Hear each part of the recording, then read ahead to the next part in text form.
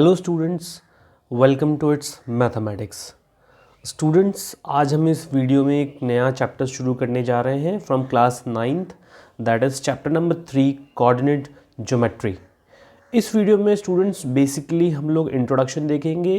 ये आपके future classes के पॉइंट ऑफ व्यू से बहुत ही इंपॉर्टेंट चैप्टर है, तो प्लीज़ इस वीडियो को ध्यान से देखें और एक एक टॉपिक को कॉन्सेप्ट वाइज समझने की कोशिश करें। ठीक है, तो मैं आपको एनसीईआरटी के हिसाब से सारी चीज़ें समझाने की कोशिश करूँगा।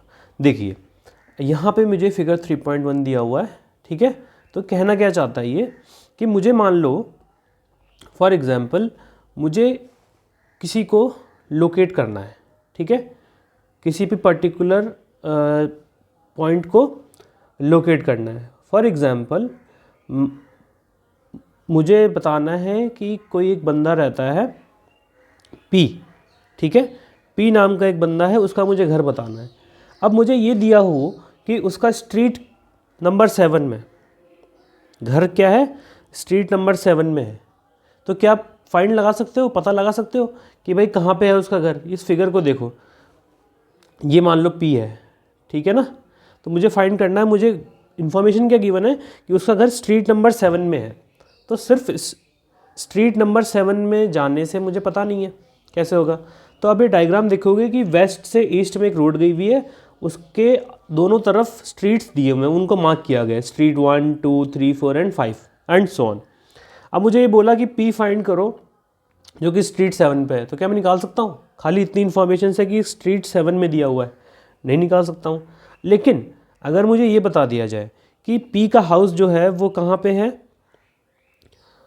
स्ट्रीट 7 में, हाउस नंबर 4, तो मैं इजीली पहुंच सकता हूं। ठीक है ना, यहाँ से मैं गया मान लो, और फिर उसके बाद मैं इजीली इस पॉइंट को लोकेट कर लिया। मुझे दो इन्फॉर्मेशन मिली यहाँ पे, एक पहली क्या है, स्ट्रीट नंबर, और दूसरी हाउस नंबर। तो मैं इजीली पी के घर पहुँच गया। आई बात समझ में? कोई दिक्कत है यहाँ पे? मेरे ख्याल से ये इतना समझ में आ गया होगा, बहुत ही बेसिक सी चीज़ है, इतना सबको समझ में आ गया होगा। ठीक है, तो अब आगे बढ़ते हैं, आगे देखते हैं। मतलब किसी पर्टिकुलर पॉइंट को मुझे मार्क करना है, मुझे फाइंड करना है कि कैसे होता है, तो मैं उसको कैसे पता लगाऊंगा। अब देखो, एक नेक्स्ट एग्जांपल और लेके मैं बताता हूँ आपको। अब देखिए, आपकी एनसीईआरटी में फिगर 3.2 में कहा गया है कि एक पॉइंट है। ठीक है, ये पॉइंट मुझे दिया गया है। अब इस पॉइंट को मुझे बताना है कि इसकी पोजीशन क्या है। तो मैं कैसे बताऊंगा? ऐसे तो मैं देख के बता नहीं सकता। अब मान लो मुझे ये कह दिया कि लेफ्ट एज से 5 सेंटीमीटर, लेफ्ट एज से कितना है, 5 सेंटीमीटर है। तो अब देखो, लेफ्ट एज से 5 सेंटीमीटर तो पूरी लाइन बनेगी यहाँ पे। ठीक है ना, तो अब पॉइंट कहीं भी हो सकता है, यहाँ पे भी हो सकता है, यहाँ पे भी हो सकता है, यहाँ पे भी हो सकता है। ठीक है, लेकिन मुझे साथ में एक इन्फॉर्मेशन ये और दे दी कि 9 सेंटीमीटर फ्रॉम बॉटम लाइन, मतलब पेज का जो बॉटम लाइन है वहाँ से 9 सेंटीमीटर दिया हुआ है। तो देखो, पॉइंट एक जगह पे मीट करेंगे, ये मेरी बॉटम लाइन है। ठीक है, बॉटम लाइन से ऊपर गया मैं, 9 सेंटीमीटर पहुँचा, और लेफ़्ट एज से 5 सेंटीमीटर बीच में गया, तो मुझे ये पर्टिकुलर पॉइंट मिल गया। ठीक है, तो मैं इस पॉइंट को इस पर्टिकुलर पेज पे लोकेट कर दिया। यहाँ तक सबको समझ में आया? तो यहाँ पे इन दोनों एग्जाम्पल से हमने क्या देखा कि मुझे दो इंडिपेंडेंट इन्फॉर्मेशन की ज़रूरत पड़ रही है। ठीक है, two independent which are not dependent on each other, two independent information की ज़रूरत पड़ी।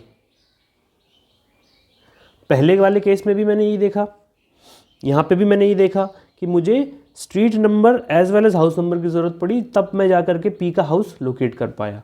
और जो दूसरा केस था, यहाँ पे भी मैंने यही देखा कि मुझे दो independent, that is from the left edge कितना डिस्टेंस है और फ्रॉम द बॉटम लाइन कितना डिस्टेंस है उस पॉइंट का, तब जाके मैं उस पॉइंट को आइडेंटिफाई कर पाया। ठीक है, यहाँ तक सबको समझ में आ गया? अब देखो, एक आपके यहाँ पे एक्टिविटी दी हुई है सेटिंग प्लान, उससे समझने की कोशिश करते हैं। ठीक है ना, कि कैसे रिप्रेजेंट किया जाता है, उसी को यूज़ करके फिर आगे रिप्रेजेंटेशन देखेंगे कोऑर्डिनेट ज्योमेट्री पे। ठीक है, तो लेट्स सी।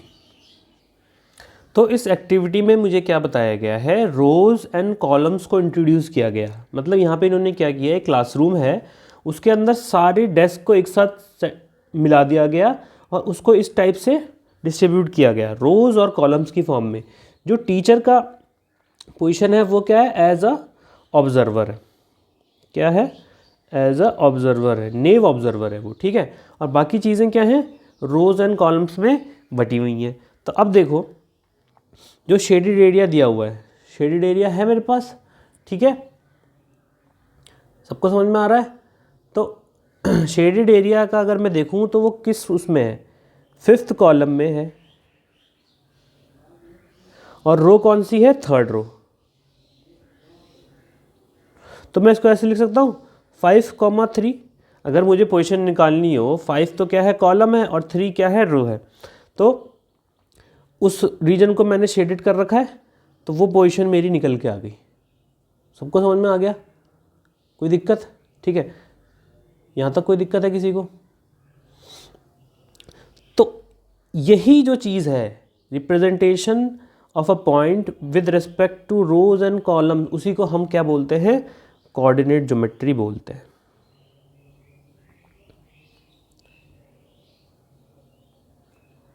ठीक है, सबको समझ में आ गया? मेरे ख्याल से सबको समझ में आ गया। तो यहाँ पे T shows teachers desk, S shows, ये एस जो है वो क्या है, सोनिया का डेस्क है। तो अगर अब सोनिया की पोजीशन मुझे निकालनी है, तो देखो सोनिया कौन से कॉलम में है, कॉलम नंबर 4, और रो कौन सा है, रो है आपकी 1st। तो 1st रो में, मतलब कॉलम नंबर 4 के 1st रो में अगर कोई बैठा है तो वो कौन है, सोनिया की डेस्क है। समझ में आ गया सबको? आई होप सबको समझ में आ गया होगा। तो नेक्स्ट वीडियो में हम इस पॉइंट से आगे बढ़ेंगे और डिटेल में इस चैप्टर को पढ़ेंगे। तो अगर आपको मेरा ये वीडियो पसंद आया हो तो प्लीज़ वीडियो को लाइक करें, और अगर आपको लगता है कि आपको मैथ्स के लिए ऑनलाइन क्लास की ज़रूरत हो तो प्लीज़ नीचे दिए गए डिस्क्रिप्शन बॉक्स में मेल पे मुझे अपने कॉन्टैक्ट डिटेल्स शेयर करें। मैं एज सून एज़ पॉसिबल आपको कॉन्टैक्ट करूँगा। और अगर आप चैनल पर नए हैं तो प्लीज़ चैनल को सब्सक्राइब करें और अपने मैक्सिमम फ्रेंड्स के साथ शेयर करें। Thank you.